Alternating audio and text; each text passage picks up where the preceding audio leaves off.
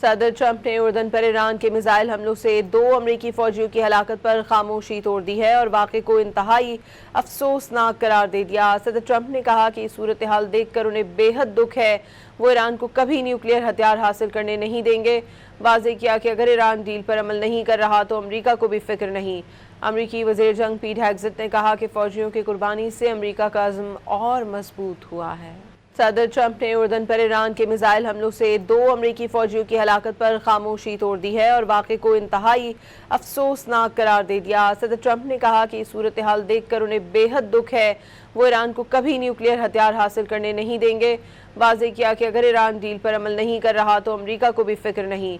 امریکی وزیر جنگ پیٹ ہیگزٹ نے کہا کہ فوجیوں کی قربانی سے امریکہ کا عزم اور مضبوط ہوا ہے۔ صدر ٹرمپ نے اردن پر ایران کے میزائل حملوں سے 2 امریکی فوجیوں کی ہلاکت پر خاموشی توڑ دی ہے اور واقعے کو انتہائی افسوسناک قرار دے دیا۔ صدر ٹرمپ نے کہا کہ یہ صورتحال دیکھ کر انہیں بے حد دکھ ہے، وہ ایران کو کبھی نیوکلیئر ہتھیار حاصل کرنے نہیں دیں گے۔